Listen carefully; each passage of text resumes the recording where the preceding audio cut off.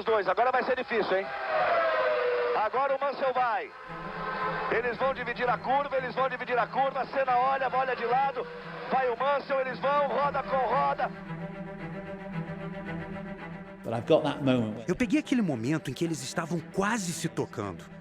Foi assombroso. A reta de Barcelona na época era a maior reta da Fórmula 1, 1,1 km. Os dois lado a lado, um olhando pro outro. Tipo assim, cara, o que você vai fazer? O outro, e você? Né? Quem vai frear primeiro? Olha, ali era duro saber quem ia frear por último, viu? Agora o Mansell vai. Dois caras corajosos andando roda a roda. Ambos talentos excepcionais. Vai o Mansell, eles vão, roda com roda, Mansell para fazer a ultrapassagem. Na temporada de 91, claramente a McLaren já não tinha um carro à altura da Williams, que para muita gente a Williams era imbatível. E nas mãos do Mansell era um espetáculo. Lá vem o Leão, Nigel Mansell vence o Grande Prêmio da Espanha. Porque o Mansell era aquele piloto arrojado, agressivo, extremamente corajoso, mas que também é afobado. De bater no volante, de jogar fora o volante, né? Tudo acontecia com ele. Aí a rodada de Nigel Mansell, o Leão ficou de costas. Essa afobação, né, esse jeito dele, deu margem ao Ayrton, com mais inteligência, se aproveitar disso. O Mansell era leão mesmo. E às vezes passava do ponto. Como passou do ponto no tricampeonato do Ayrton. E o Mansell no curvão, passou reto Mansell! Passou reto Mansell! Acaba o campeonato mundial porque aí ele não consegue mais voltar! No momento que eu vi que o Mansell saiu da pista, eu vi pelo espelhinho, no momento que ele perdeu o controle do carro, eu vi que ele saiu, automaticamente o campeonato estava decidido. Mas foi praticamente instantâneo. A minha reação foi a corrida. Já embutiu. Senna vai pra cima de Berger. Já tirou de lado. Já passou e já assume a ponta. Berger encosta. Ele faz o sinal pra Berger. Aí vem Senna. Senna deixa Berger passar. Brasil! Gerhard Berger vence. Ayrton Senna do Brasil, tricampeão mundial de Fórmula 1. Ele tira o pé na entrada da reta. Deixa o amigo Berger passar. É dia de festa para todo mundo. Berger conquista sua primeira vitória. Aquela ultrapassagem do Berger em cima do Ayrton, que muita gente achou que era uma retribuição a várias coisas, ao companheirismo do Berger durante o campeonato, na verdade não era bem isso.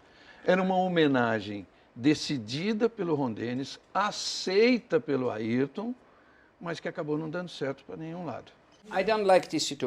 Eu não gostei daquela situação. Houve um mal-entendido da minha parte, eu estava liderando a corrida e o escapamento do meu carro quebrou. Eu disse, droga, eu gostaria de disputar com o Ayrton, principalmente em Suzuka. Me posicionei na segunda colocação e quando na última volta vi ele devagar, eu sorri e pensei, ele também tem problemas. Isso é justo.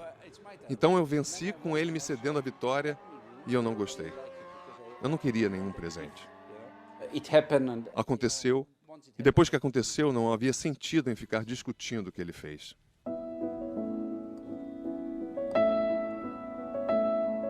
O Berger, eu admiro, hoje ele não corre mais, porque aquele era amigo dele, realmente era amigo dele. O Gerhard era um amigo. Para quem ele podia dizer tudo o que ele queria, sair, sei lá, sair, fazer coisas, tirar férias, brincar.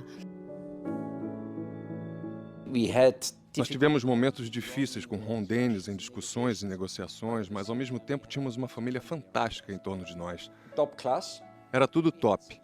E havia uma atmosfera muito boa. À noite na pizzaria, de dia a preparação do carro, na corrida um grande carro e um ótimo equipamento da Honda. Foi uma época muito boa. We had a great time.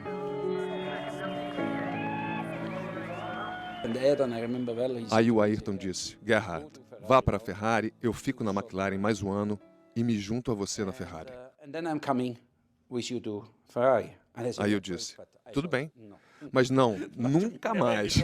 Vamos continuar amigos, cada um do seu lado. Começa a temporada 92 de Fórmula 1. Aí a largada, Patrese tenta colocar, Mansell vai mantendo a primeira posição, Patrese é o segundo, Senna é o terceiro. Começo de temporada de 92, câmeras internas dos carros identificavam exatamente o que era um e o que era outro. A diferença da forma de pilotar do Mansell, quase sem trabalho nenhum, numa Williams perfeita, e toda a dificuldade, todo o trabalho que o Senna tinha para controlar a McLaren. Fica uma situação complicada para o Ayrton. Pegando o vácuo aí fica ruim. Mansell sai para um lado, para o outro, sempre ameaçando. Nessa corrida de Mônaco, em 92, o Mansell não perderia para ninguém. Só que ele teve que entrar no box para trocar um pneu. E quando ele voltou atrás do Ayrton. Com pneus novos, com um carro muito melhor, ele colou na traseira da McLaren e foi aquele duelo espetacular que todo mundo viu. Ayrton Senna segurando o Nigel Mansell. Não é fácil ultrapassar em Mônaco, muito mais difícil ultrapassar Ayrton Senna. E o Mansell faz a coisa meio espetacular, né? Ele, em vez de tentar passar quando talvez fosse possível, fica metendo o carro em qualquer buraco onde não tinha a menor chance. Então a coisa ficou muito mais emocionante. Mansell cola, Mansell força. Ayrton segura, entra na rascasse. Ele vai conseguir a primeira vitória na temporada 92. Vem Ayrton, vem Mansell, Ayrton Senna vence. Brasil! O Senna, em 92, 93, já tinha lá 32, 33 anos, me passava a sensação de ser um cara que tinha muita urgência para conseguir as coisas e necessidade de ter o melhor carro. Eu acho que logo cedo, assim, na temporada, ele soube que o Prost já tinha assinado e tinha uma cláusula que não ia poder ser o companheiro de equipe. O Prost estava coberto pelo contrato e não aceitou o Ayrton na Williams. Foi a primeira tentativa do Ayrton entrar na Williams. Eu compreendo muito a decisão do Prost. Eu entendo totalmente. E só falava assim, esse baixinho francês é um covarde. Ele não me aceita na equipe. O Ayrton estava louco. Todo mundo parte. Prost vai tentando tomar a ponta. Prost, Senna por dentro para tentar tomar posição. 1993 foi o ano em que Prost conquistou o campeonato com a Williams, mas Ayrton conseguiu vencer 4 ou 5 corridas aquele ano.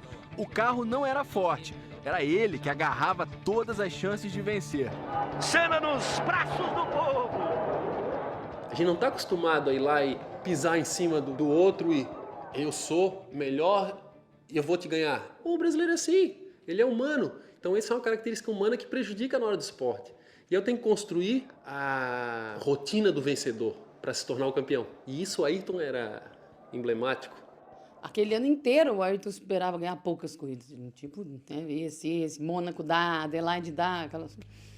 E Donington era uma delas.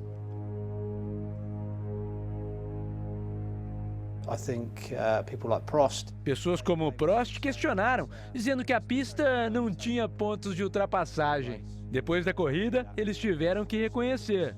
Foi uma corrida muito boa. A gente sempre vai lembrar de Donington, quando ele fez todo mundo parecer idiota naquela volta, passando os caras da Williams. Na segunda-feira de manhã eu liguei para a Inglaterra. Falei, Ayrton, eu nunca vi uma volta igual, você nunca na sua vida vai repetir essa volta. Espetacular. Sinal verde. Senna larga na 4ª posição, pode perder a 4ª posição. Aquela primeira volta dele foi impressionante, né? Ele largando e passando o carro por fora, carro por dentro. Aí Prost na primeira posição, Hill em segundo, Senna vem ali por dentro. Deixa Michael Schumacher atrás dele. Numa pista molhada é sempre melhor correr no meio. E o Senna ultrapassou pelas laterais. E já vai com tudo pra cima do Karl Wendlinger. Já faz a ultrapassagem. Os caras tentando entrar no ritmo da corrida e ele, Senna, com aquela sensibilidade para achar uma aderência que ninguém sabia que existia, a não ser depois de 6 ou 7 voltas. Senna por dentro, Hill por fora, arriscando tudo Ayrton Senna para subir a 2ª posição. No seco é fácil. Você leva o carro no limite e você sabe onde o limite está. Fica ali a 0,5% dele. Mas na chuva é mais difícil. No 0,5% você pode patinar, bater ou rodar. O próximo é Alain Prost. Prost é o primeiro, Senna é o segundo. Foi um momento incrível assistir aquela corrida, mas eu era muito novo. Eu gostaria de apagar isso da minha mente, mas aquele fim de semana inteiro foi um pesadelo. Uma outra parte do cérebro ficava me dizendo: você está vendo a história acontecer. Senna, Prost, Senna, Prost, Senna por dentro, Prost força, quase se tocam no hairpin, Ayrton Senna vai pra ponta. Quando ele cruzou a linha de chegada, ele parou logo, assim, depois, bem na frente de onde era a sala de imprensa. E todo mundo levantou e bateu palma. Uma coisa que, com certeza, não tinha acontecido. Eu duvido que aconteceu de novo, porque foi, assim, espetacular. Depois de tudo que aconteceu em Donington, fizeram até uma placa lá em homenagem ao Ayrton, por causa daquela volta que é considerada a melhor volta do século.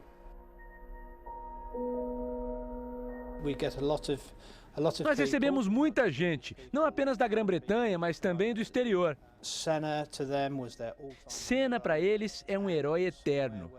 É um lugar onde eles podem ver os carros que ele guiou, podem ver o jardim, o memorial, refletir e lembrar aqueles tempos. Aí vem Senna, sua última volta na McLaren. Uma carreira absolutamente vitoriosa. Foi uma corrida super emotiva para ele, tantos anos na McLaren, mudando, né? Era a última de um ano. 96 provas, 35 vitórias, 3 títulos mundiais. O pódio mostra um pouco de emoção também, abraçando o Prost naquele momento derradeiro ali.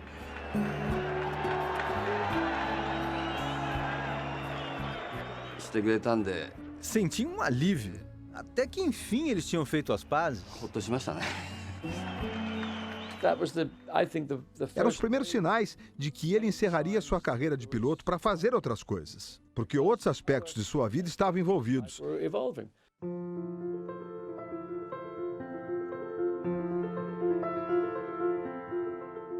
Alegre ele estava quando ele conheceu a Adriane Galisteu. Ele ficou outra pessoa, mais alegre, mais falante, mais solto. Dava para perceber uma diferença no Ayrton.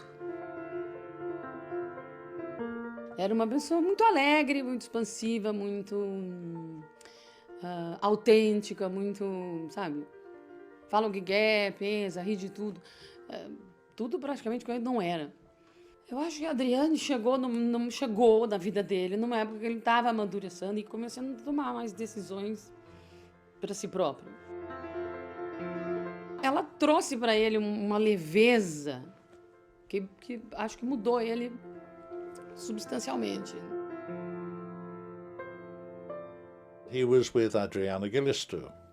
Ele estava com Adriane Galisteu e voaríamos para Paris, onde eles fariam compras e teriam algum evento.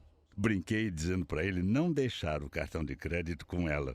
E ele, muito sério, respondeu rápido.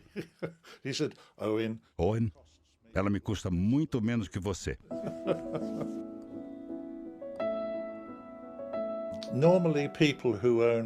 Normalmente, donos de jatos particulares são megalomaníacos, egocêntricos, e a maioria deles é de gangsters.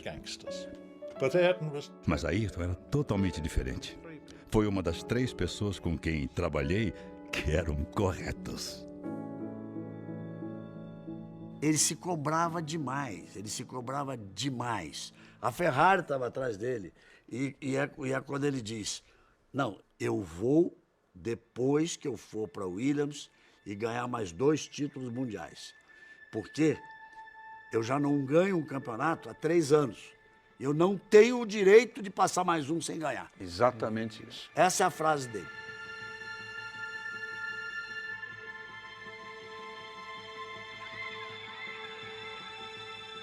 Senna in the McLaren. O Senna, na McLaren, tinha um volante bem grande e fino. Williams, the other way around. Na Williams, era o contrário. Ele queria aumentar o tamanho do volante, mas o tamanho maior não caberia no cockpit, porque ele era muito estreito. Então eles cortaram um pedaço do cockpit imediatamente depois dos primeiros testes. Então tudo começou porque o Senna não estava confortável dentro do carro como era antes. Era um carro que tinha sido desenhado para o Nigel Mansell, que pilotava de um jeito muito diferente. Eu mesmo nunca estive totalmente confortável no cockpit. A última vez que eu falei com o Ayrton foi no grid do Grande Prêmio Brasil. Eu fui no cockpit falar com ele na hora que ia largar. Eu falei, pô, Ayrton, boa sorte. Ele falou, ó, o alemão não vai ser fácil esse ano. Não tenho dúvida nenhuma de que na última semana de sua vida, Senna estava convencido de que algo na Benetton não estava de acordo com o regulamento. Right.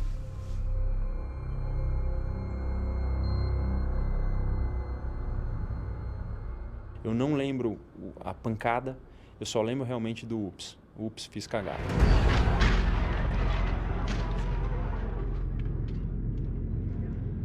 Entrei forte demais, o carro guina para a direita. É a hora que eu corrijo ele, ele volta para cá e ele... O Rubinho deu muita sorte na sexta-feira, mas muita sorte. E como o próprio Sid Watkins me falou, eu morri por 6 minutos, né? Eu engoli minha língua na pancada. Então 90 Gs, então 90 vezes 72 quilos. Quando Barrichello teve o acidente naquela sexta-feira, quem foi a primeira pessoa a chegar no centro médico? Ayrton Senna. Não deixaram, ele pulou o muro. E ele saiu de lá, ele estava realmente angustiado. Eu me lembro de caminhar ao lado dele e ele repetia como se fosse um mantra. Ele está bem, ele está bem, ele está bem, ele está bem. Quando Ratzenberger teve o acidente no sábado, quem foi o primeiro a ir à direção de prova e o primeiro a querer saber o que aconteceu com o companheiro?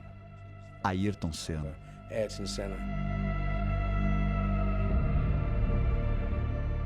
Ficou, não sei que palavra dizer, desesperado, ficou abaladíssimo. Ele percebeu que ele perdeu o controle. Por isso que ele saiu dali e foi para trás, chorar de soluçar, assim.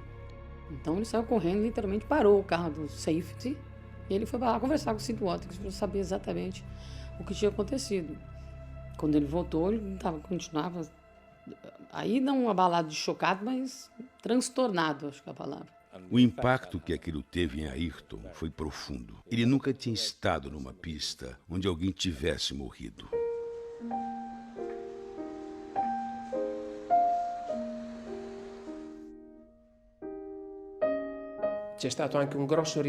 Ele atrasou muito para vir jantar naquela noite do dia 30. Ele nunca pediu para ser servido numa sala reservada, nunca fez isso. Eu é que tomava a iniciativa de deixá-lo tranquilo, pelo menos nos momentos em que ele estava comendo. Ele comia espaguete al torchio, que é um espaguete feito em casa.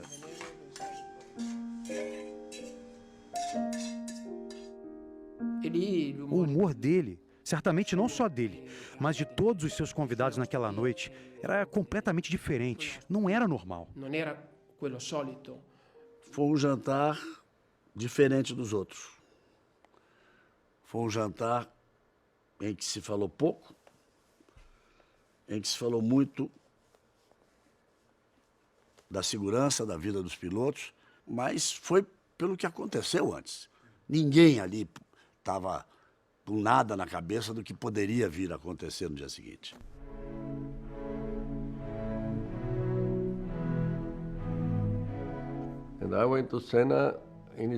Fui me encontrar com Senna em seu motorhome na manhã de domingo.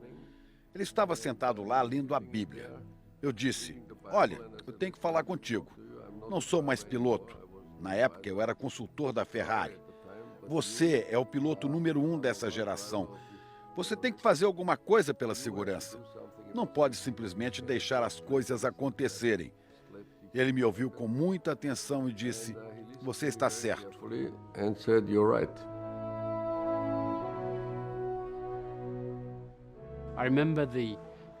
Eu me lembro da reunião dos pilotos na manhã da corrida. O Ayrton estava muito emocionado e houve muita conversa sobre termos de fazer alguma coisa para melhorar a segurança. Aquilo não era aceitável. Acho que foi inclusive por causa disso que ele fala para o Prost: eu sinto falta de você. Porque ele era a única pessoa de grande nome lá, era ele que ia ter que carregar aquela batalha sozinho. Ele chamou o Julian Jacobs e disse a ele: me arruma a bandeira da Áustria, porque eu vou ganhar a corrida e quero prestar uma homenagem ao Ratzenberger. Essa era a cabeça dele na hora de ir pro carro. Quase meia hora antes foi pro boxe sozinho, foi pro boxe sozinho. E aí ele parou atrás do carro, com aquele ar assim, com um ar muito contrito, sabe? Parou atrás do carro, botou a mão assim no aerofólio, sabe? Ficou assim como se ele estivesse se concentrando para poder conseguir correr.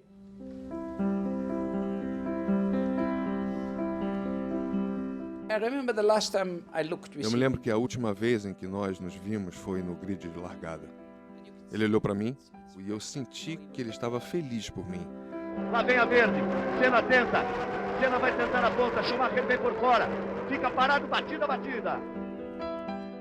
Eu estava testando o Michigan Speedway, um motor novo, um carro novo para Indianápolis. Se eles largarem agora, eles irão para uma segunda largada em movimento com 5 voltas completadas.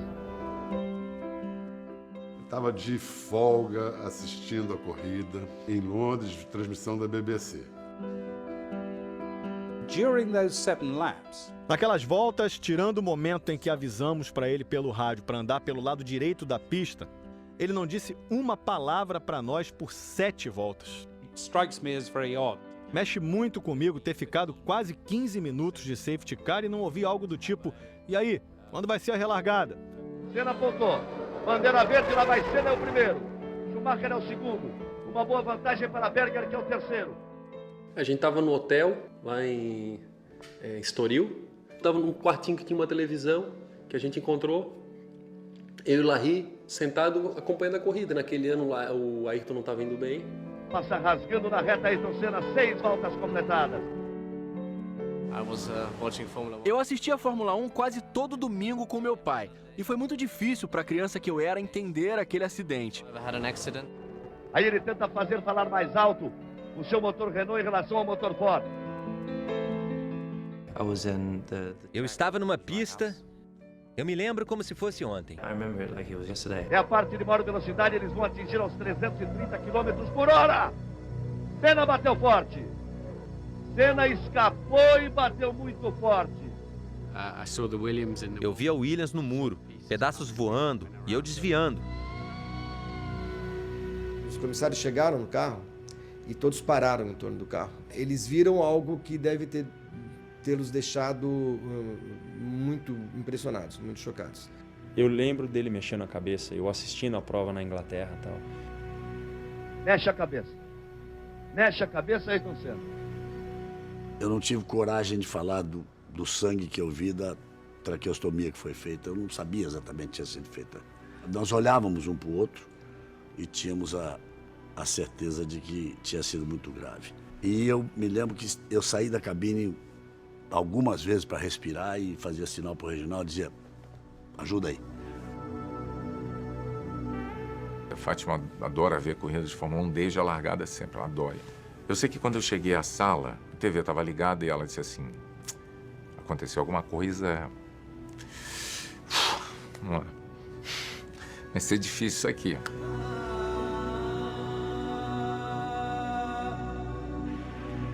Está muito claro que foi uma falha mecânica. Você não saía da pista ali sem ser por falha mecânica.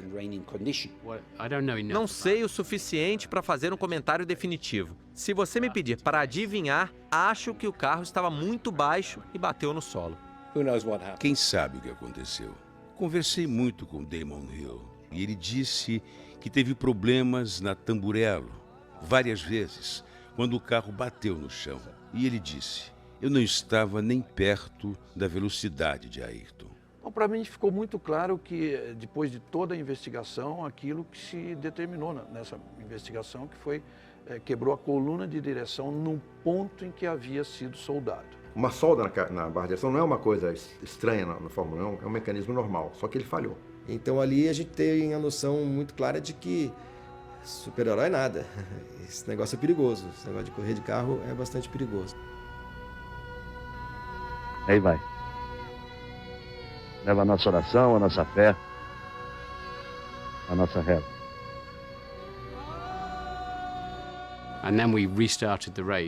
Então recomeçamos a corrida. E 20 anos depois, eu ainda tenho raiva disso. Nunca deveríamos ter relargado, porque claramente, depois soubemos, Ayrton estava efetivamente morto. Então nós passamos pela poça do seu sangue por 50 voltas, porque nos disseram que ele estava bem. Eu fiquei muito triste com aquilo. I'm really disappointed about that.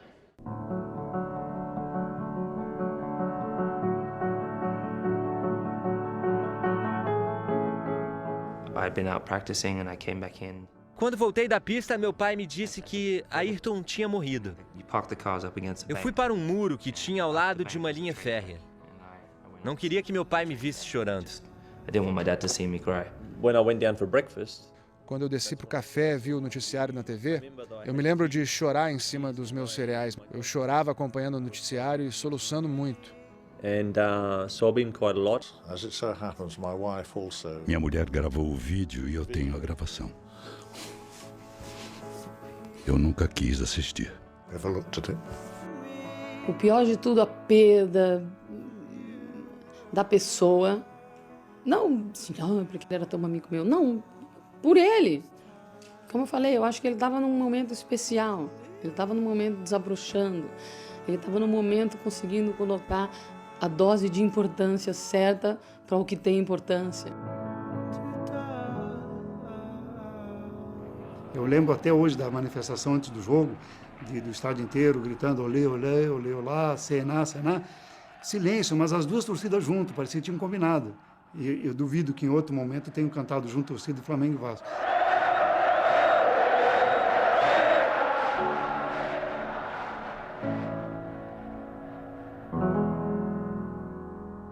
Você fica meio sem chão, sabe? E depois você começa lentamente a ter uma sensação de que a tua sala aconchegante foi perdendo todos os móveis. E eu lembro da cidade estar absolutamente silenciosa. Os passarinhos não cantavam, os cachorros não latiam, os carros não faziam barulho na rua. Não se falava alto, era um tom de como todo mundo estivesse numa igreja mesmo. Eu saí da sala, eu fui pro quintal, lá eu aceitei, cara. E as pessoas correndo de um lado ao outro da ponte, acompanhando a passagem do corpo de Ayrton sobre o caminhão do Corpo de Bombeiros. Foi um dos trabalhos mais difíceis que eu fiz na minha vida. O caixão do Ayrton estava sendo retirado do caminhão do Corpo de Bombeiros na frente da Assembleia Legislativa de São Paulo. Entrou um corte ao vivo de um policial militar chorando. Nossa, eu desmontei, mas eu desmontei automaticamente. Aí eu respirava, voltava, narrava.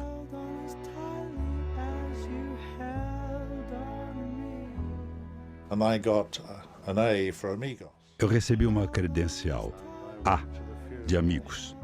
Dona Neide, assim que me viu, tirou a credencial A e me deu uma F, de família.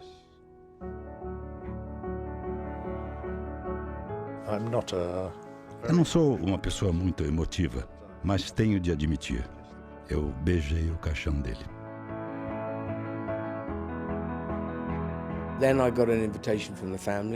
Eu recebi um convite da família para ir ao enterro. Eles queriam que eu fizesse parte do cortejo, carregando o caixão e fazendo parte da cerimônia. E foi bem inesperado. A mãe de Ayrton disse que eu sempre tinha tido um lugar no coração dele, porque eu era um dos poucos pilotos que ele respeitava e admirava.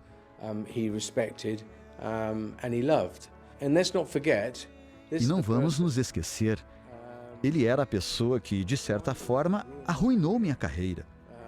Minha mulher e alguns dos meus amigos não entendem esse grande sentimento que tenho por Ayrton. É uma loucura, absolutamente loucura, mas...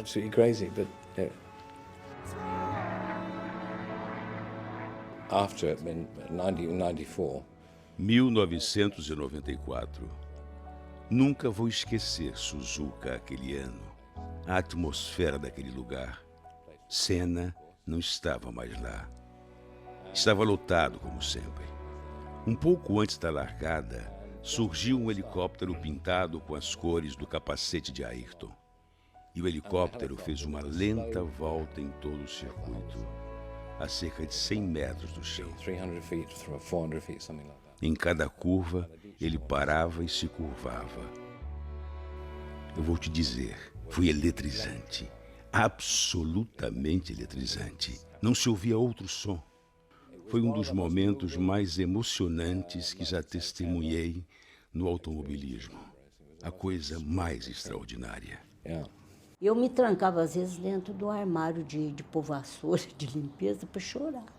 O Ismael, meu marido, médico, né? Ele disse, Leda, para de chorar desse jeito, você vai ficar doente.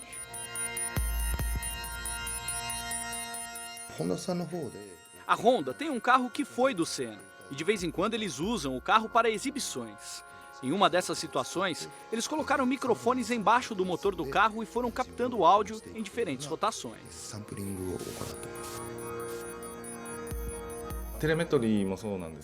O carro de Senna foi para a pista e nós gravamos o som do motor. E a gente não estava ali para reproduzir a Fórmula 1. Estávamos ali para reproduzir o Ayrton Senna. Ayrton Senna.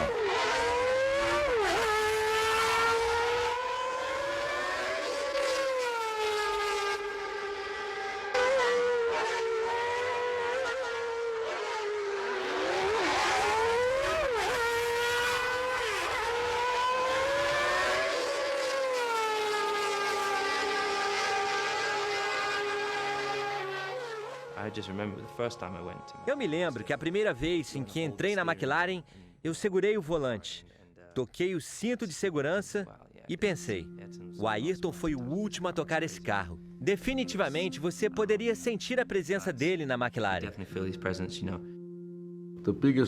A maior homenagem que você pode fazer a um ser humano, mesmo quando ele já morreu há muito tempo, é continuar lembrando dele. Chegou um momento na minha carreira que eu tinha certeza absoluta que eu ia ganhar. Antes de entrar na quadra, eu entrava e a um ponto já, não só eu ter essa certeza, como eu já sabia que o cara já não tinha dúvida que ia perder também. Eu já imaginava pelo outro.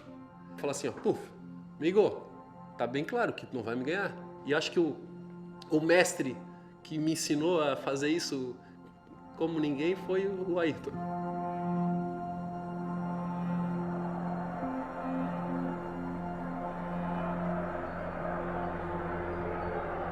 Aí começar o jogo no Parc des Princes, em Paris. De um lado, o Brasil. De outro, o combinado Paris Saint-Germain, Bordeaux. Uma semana antes dele morrer, teve o jogo Brasil-França no Parc des Princes, que ele deu o pontapé inicial. E que eu estava de repórter de campo. E foi a última vez que eu vi o Senna.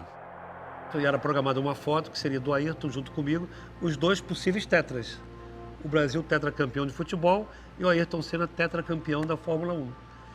A gente vinha de 24 anos sem ganhar uma Copa do Mundo. Ganhamos em 70, então... E a gente fez tipo um pacto ali na hora, não, vamos ganhar, mas você também tem que ganhar o tetracampeonato. Aí a presença de Ayrton Senna não leva nenhum jeito pra coisa. Deu o pontapé inicial, vai voltar pra tribuna. Quando o Ayrton deu o pontapé inicial, ele saiu correndo, tem uma imagem dele que ele vai, e ele falou, ó, acelera daqui que eu acelero de lá, vamos acelerar junto. Ele não tem ideia de quanto ele ajudou a gente a ganhar esse título.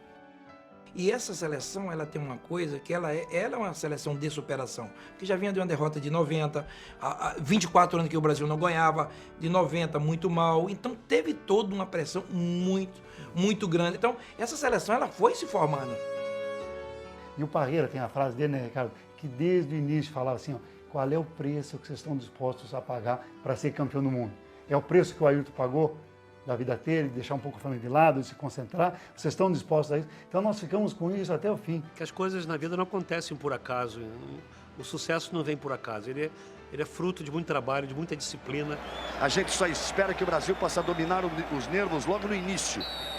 Porque o Brasil é mais time, aí vai o Brasil rumo ao tetra. Véspera de Copa, tá eu e Gilmar sentado, eu não sei se era branca, eu não recordo. Raí, eu não recordo. A gente batendo papo, a ideia do Gilmar. A gente podia fazer uma faixa. Eu falei, pô, você tocou. Romário pelo meio, enfiou pro Bebeto, posição legal. Daí pra Cafu, o Romário tá no meio, cruzou, olha o gol! Perdeu! Alguém deu uma frase fantástica, só que a frase era comprida pra caramba. Aí o Ricardo falou, ô, parei, isso é um livro, isso não cabe na... Deu um livro, tava linda, maravilhosa. Eu falei, gente... Não cabe na lateral do campo. Aí eu lembrei, ele falou, ó, parei, vamos acelerar. Ele disse, ó, cena, aceleramos juntos, o tetra é nosso. Partiu, bateu, acabou! Acabou! Acabou! É tetra! É tetra! É tetra!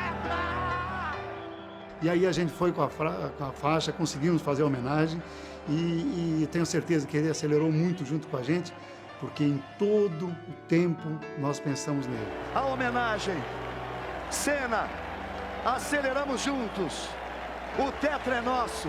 A gente sabia que tinha uma dívida com ele e deu para pagar essa dívida ganhando o título.